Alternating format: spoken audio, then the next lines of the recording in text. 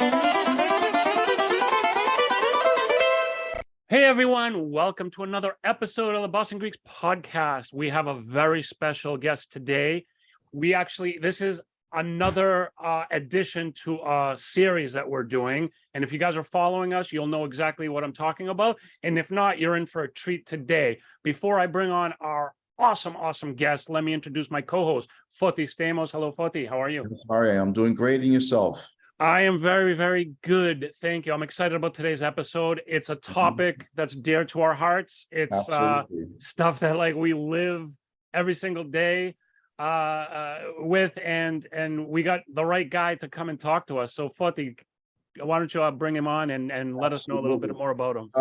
As I bring on our guest, I would have to say, Ari, I was delighted to meet our guest in person last night at a wonderful event. Oh, excellent. And we're going to talk about this in more detail. But again, from the series that we're doing with the Xenia Greek Hospitality Group, I want to introduce to our show, Evan Turner, Wine Director for Xenia Greek Hospitality. Evan, thank you so much for joining us. It's a pleasure to have you here. It's a great pleasure to be here as well. Thank you very much for having me on. It's fantastic. Awesome. And, I want to make a quick reference to, I was last night at an event that you were hosting at one of your restaurants. And as Ari has mentioned, wine is dear to our heart because we love it, we drink it, we promote it, we bring it to people's houses or what have you. And to listen to somebody other than ourselves, because we keep talking, it was refreshing to hear somebody else speaking about wine in the manner that you did. And I just wanted to also start off with, you did mention it yesterday and last night, but how did this all begin for you before we talk about your position over at Xenia? Yeah, well, I mean, basically, I got really lucky. And my stepfather, he's retired now, but he's an English professor and he specializes in English as a second language. And he took a position at Anatolia College, Anatolia Colegio, right outside of Thessaloniki back in 1981. And we moved there and I absolutely fell in love with Greece. And so it was my first experience with wine. The first winery I ever went to was in Greece. And so when I became a sommelier, Greek wine was always sort of in the back of my mind as something that I wanted to do and have Greek wines on a wine list. And as I progressed in my career, I got to a point where I said to myself, I want to specialize in Greek wine. There are plenty of people who know about France. There are plenty of people who know about Spain. There are lots of people who know about California and Oregon. Mm-hmm. We need more people to promote and spread the joy and love and the brilliance of Greek wine. So a number of years ago, I decided this is the track I'm going to take. This is the opportunity I'm going to make for myself. And I've kind of, and I'm now here with Xenia doing it. So it's been an absolute joy of a journey, and I just want to continue to keep doing it. Amazing. I tip my hat off for you for the efforts, because behind the scenes, what most of us don't get to see, it's pretty challenging. It can be. I mean, it's certainly, when I first started out, and I was in Texas at the time, when I first started out really focusing on Greek wine, it was really difficult. There was very little Greek wine coming into the United States. Even less was coming into the state of Texas. So it was unbelievably difficult to kind of find the wines. That really started to change right around 2015. You really started to see a lot more Greek wine, a lot more Greek wine importers, a lot more distributors working with Greek wine. And so over the last 7 years or so, it has become easier. But part of the challenge is a joy, I mean, it's sort of fun to do the hunting. It's fun to do the work. It's fun to do the research. And it's been exciting to be part of this journey where, watching Greek wine blow up, go from nothing to now, people know about Greek wine. People expect to see Greek wine on wine lists. People expect to go to Greek restaurants and see 100% Greek wine lists and not, a mix and match Mediterranean list. So things have become really dynamic and really exciting in that regard. Long gone are the days where people thought, oh, it's either Retsina or sweet Mavrodaphne. Correct. And that's it. Nowadays, people understand that there's a lot more to Greek wine, and that continues to grow every single day. I just want to kind of jump in very quickly and be like, so I'm a proud Greek. Obviously, we do a lot of Greek things. Everything is Greek centric in our lives. But speaking to you, Evan, just listening to you in this short time, the fact that you have that much excitement and that much passion for things that are Greek, especially wine, it's so refreshing to me to hear that. And it's so exciting. And it really does kind of reinforce that love of Greece and of Greek culture that I have, because I hear somebody like you were surrounded by it. You kind of like let it into your life. And now you're doing this in a very predominant way in Boston.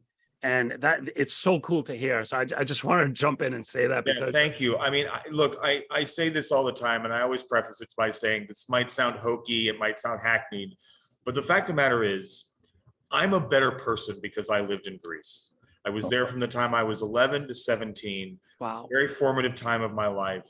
I go back as often as I can. I absolutely love the culture. I love the history. I love everything about Greece. And I am truly better because I lived there.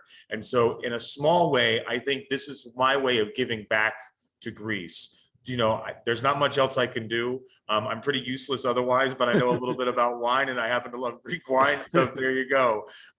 So for me, it's really part of kind of giving back in a way, because I feel like I owe the nation for a lot, you know, and this is my small way of doing something back. It's a great way to give back, because like I said, you guys are the guys that are putting Boston on the map for so much of the Greek culture, especially with the dining and the drinking, which is a huge part of our culture. And you guys are the guys. So you are definitely giving back, because it's something that so many people appreciate. And like we said, we talk to people who are Greek that could talk about the Greek culture. We talk to people who aren't Greek that love the Greek culture. To me, it's a little bit more hitting home when it's somebody who's not Greek that has passion for the Greek culture, because then I know it's not just because you were born there, your parents were born there, you have some bloodline somewhere. It's because you truly know the culture, you're learning the culture, you're experiencing the culture, and you love it. And that's true to me. To me, that means more than a lot. We need more Evans in this world. Absolutely. Let's put it that way. But Evan, I had a question for you. I'd love for us to share for our audience, in your opinion, what is it about Greek wines today, where we mentioned they went from zero to hero in such a short time? And often enough, we get responses or feedback from folks who enjoy wine, but some of the common feedbacks we go, I didn't know that Greece made good wine. I didn't know that Greece had so many grapes. Is there something we can just quickly acknowledge, that where was it for Greece that actually started to assist them in developing where they are today? You know, the landscape, the soils, or the grapes. Is there anything that we can just quickly run off that you can share, in your opinion, what made it better for the industry today? Sure. Well, I think one of the things that's paramount for Greek wine is that the Greeks have maintained the millennia-long belief that wine and food should be paired together. So Greek wines are fantastic with food. And so as Americans have embraced the idea of eating and drinking wine and having food together as part of the meal, these wines really just step right in and hit home runs every single time. I mean, you just have these unbelievably bright, fresh, clean, vivacious white wines that go so well with so many different kinds of dishes and are also delicious to drink on their own. And then these wonderful, structured, beautiful, elegant styles of reds that aren't too big, that aren't too alcoholic, and work well with such a wide range of food, not just Greek food, but a wide range of food, really make Greek wines step in and fit the bill for so many different applications when it comes to drinking wine. The other big thing is Greek wine is still moderately priced. I mean, you know, you can get a lot of great Greek wine for decent money, and that matters. You know, I mean, look, that's the fact of the matter is like most people can't be dropping $100 for a bottle of wine. And when you can go and get a great Greek bottle of wine for $25, $30 or $20 or $15, that helps a lot. It helps a lot. So I think it's value for money, and the fact that they work so well with such a wide range of food make those wines just unmistakably brilliant. Well said. Well said. I mean, we're constantly, you know, I'm not going to use the word surprise, but we're always pleased with all the new selections that are coming to the market. And like you mentioned, these wines are so well made, structured, they've come a long way, and I'm glad that there's the confidence to now actually curate programs like the one that you're doing at Xenia. And having said that, we'd like to lead into how did you end up at the group with Xenia? Well, I basically was at a point in my career in Houston where I wanted to make a change. I wanted to make a move that would be rather radical. I knew Dimitri Tsolakis. I had met him. He came down to Texas and met me when I was running a Greek restaurant there, and I had a very large Greek wine program. And he was very curious as who's this crazy guy who's not even Greek running this big, massive program down in, of all places, Houston, Texas. Right. So we got to know one another, and so I just sort of out of the blue contacted him and said, could you be hiring? And lo and behold, he was working on Krasi, this restaurant here in Back Bay that was going to be so wine centric. And the person that he originally sort of was going to have couldn't make it, couldn't come together for the deal to run the program. And so we managed to make it happen. And so I've been here. I got here in February of 2020. I worked exactly a month. I got furloughed because of COVID. Yes. I basically went back down to Texas for a year and then came back in April of 2021. And I've been here since, and it's been amazing. Wow. So basically it was just this long, strange, winding journey of trying to work with Greek wine as much as I possibly could. And now I'm here because of Dimitri and the wonderful work that he's doing with the rest of the team throughout his entire company. That's amazing. It was like destiny for the fact that you're there. Exactly. Perfect timing. Yeah. Having said that, Evan, tell us a little bit more about the program, the wine program specifically at Krasi. So it is so for a little while, we were actually the largest Greek wine program in the United States of America, but Molivos, which is very famous down in New York City, reopened, and now they're back to being number one. We're the second largest Greek wine list in the entire country. We have a little over 300 different selections across all the different genres of wine, all the different types of wine. And basically, the program is there to show as comprehensively as possible to our guests the wonderful array that you can get when it comes to Greek wine. So we touch on all the regions, many of the hundreds of varietals that are native to Greece. We focus specifically on Greek varietals rather than the foreign varietals that are also grown in Greece. About 90% of all Greek wine is made by indigenous native Greek grapes. About 10% from foreign international grapes, things like Cabernet Sauvignon, Chardonnay, Syrah, so on and so forth. And our list is made up about like that, where it's about 90% Greek and then 10% still Greek, but international grapes as well. We try to make sure that the list is really moderately priced. So there's a great range where you could find something for great value. And also, if you want to really go Rolls Royce, you could do that as well. But it's really just to express the ever-growing cornucopia of wine that's coming out of Greece. I mean, what's exciting about right now and really exciting about expressing this through our wine program is that 80%, and I mentioned this last night, 80% of all Greek wineries are 20 years old or younger.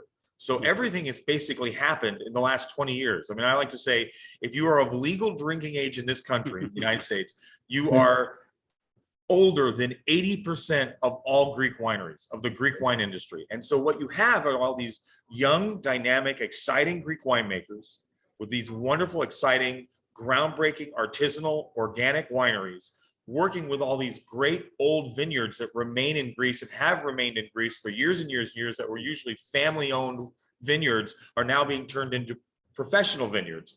And they're just making fantastic wine. And so we just keep looking and keep hunting and keep finding more wine that sort of express that. And it just keeps growing all the time. I mean, I've got much more wine coming in over the next few weeks and months as well. You need help drinking that? Yeah, come on down. Absolutely. Well, actually, on all the time. Yeah. On that note, let's make pretend I am absolutely clueless. You don't have to make pretend really hard, but I don't know anything about Greek wine. I don't know anything about Greek in general. And I come into Krasi. How easy is it for me to get a wine that I'm gonna like from the server, from the staff? Is it a complicated process? Is it something that you guys want to nurture the newbies? Like, how does it go down? So it's unbelievably easy. We spend countless hours training all of our staff. So they really know the wine list, they really know the grape varieties, they really know how to listen to guests, how to understand what they're looking for. And we walk guests through that and really ask them, what do you normally like to drink? What styles of wine? Are there any particular brands of non-Greek wine that you're a real fan of? Any particular countries that you like to drink wine from? So we do that kind of thing to really listen, really pay attention, to get guests to sort of hone in on what they want. And then we really are great and generous with our ability to let them taste stuff before they buy anything. You know, if they don't care for something, we just keep looking. We're not going to hold them down on a bottle of wine. So it's really about listening, being well trained, well prepared, and then finding that wine after doing that in those processes to really give somebody a great bottle of wine. It's very easy. People come in here and fall in love with Greek wine every single night. Awesome. That's great. I'm sure you get a variety of different diners or guests from all over with different palates, right? And last night was a true testament. I noticed that there was pretty much something for someone, regardless of their palate and their background. So I have a question for you, Evan. I have two questions. What about, now that Ari kind of opened up that conversation, any suggestions for what you'd like to recommend people, or guests, I should say, or our audience to be drinking now at the moment, whether we're in the season or anything that's exciting to try? Sure. Well, gosh, my first response to that question is just go out and be experimental with Greek wine. You know, just do that to start. You know, pick a price budget that you're comfortable with, and then just start experimenting and finding things that are exciting. Now, in terms of the season, the holiday season, the kind of meals we're having, that type of thing, I think there are a couple of different wines that are really exciting. I'm partial, having lived in Thessaloniki, having lived up in the northern part of the country, I'm really partial to the red grape Xinomavro. It's unbelievably flexible. There is a wide range of price points where they're very inexpensive Xinomavros and then very expensive Xinomavros. They work well with a wonderful wide range of food. They're really delicious. They're elegant. They're refined. They're medium bodied. They're not too big and over the top. Really lovely levels of alcohol. They just do a fantastic job of both being delicious and working well with food. I'll give you a perfect example of a particular wine. There's a wonderful winery in Nausa called Kyriani. And Kyriani makes a single vineyard Xinomavro called Ramnista. We serve it by the glass here at Krasi. It's not terribly expensive. It's absolutely delicious. It's a very modern style of Xinomavro. It's got a lot of soft fruit, good integrated tannins, lovely acidity. So it's a great way to sort of dip your toe in the pool of Xinomavro for the very first time. So that would be one that I would recommend. The other thing that I would say, because I think that in terms of its availability and its affability to food and just delicious quality, is look for Estiator. Estiator is obviously the number one hero, the goat of Greek grapes, so to speak. You know, obviously famous from Santorini, but it's now grown across the mainland and other islands as well. They make countless different styles of Estiator. Sometimes they put them in oak, sometimes they're all done in nice clean stainless steel.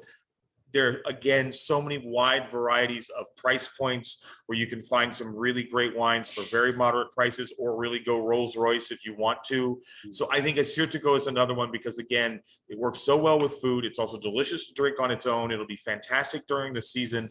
That's another grape to look for. And those two grapes, Xinomavro and Estiator, are relatively easy to find if you're going to even your standard wine shop nowadays. You'll find those selections even in your basic wine shops. You'll see if they have Greek wine, they're gonna have a Xinomavro and they're gonna have an Estiator, almost for sure.